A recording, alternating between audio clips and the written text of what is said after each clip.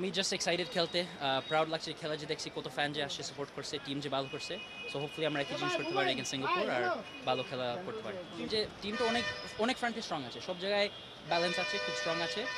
সব জায়গাতে ইমপ্রুভ করতে পারে বাট আমার মিডফিল্ডটা খুব ভালো লাগছে লাস্ট খেলা দেখতে হামজা সোহেল বাই জামালের খুব ভালো খেলছে মিডফিল্ডে সো এটা খুব ভালো স্ট্রেংথ আর তারপরে চান্স তো অনেক বানাইছি গোল আসবে ডিফেন্স খুব ভালো করছে কোনো চান্স দিই না ভুটানকে সো মোটামুটি সবাই স্ট্রং আছে বাট জাস্ট রেডি থাকতে হবে সিঙ্গাপুর একটু কঠিন ম্যাচ হয়ে গেছে খুব ভালো ছিল করে ক্রিকেটের নাইস ছিল যে জামাল অ্যাসিস্ট করছে ওইটা ছাড়া অনেক চান্স ছিল সোহেল খুব সুন্দর গোল দিয়েছে ফামদু তো অনেক ইয়াং বা সে খুব ভালো পারফরমেন্স দিয়েছে সো ইন্ডিয়ান সব কিছু খুব অপটিমিস্টিক এই সিঙ্গাপুর ম্যাচের জন্য এটা খুব ভালো প্রিপারেশন ছিল প্রিপারেশন হচ্ছে সে তো এদের main target main threat so এটার জন্য আমরা জাস্ট রেডি থাকতে হবে সে কী করতে পারে অ্যাগেন্স্ট আস আমরা ওই থ্রেটটা ওয়ার আছি ডিফেন্সও আমরা প্ল্যান করছি আমরা যেভাবে খেলি আমরা কীভাবে এদেরকে হার্ট করতে পারি ওইগুলো সব মানে ট্যাকটিক্যালি আমরা দেখতেছি আর ভিডিও রিভিউ করছি আমরা কীভাবে এদেরকে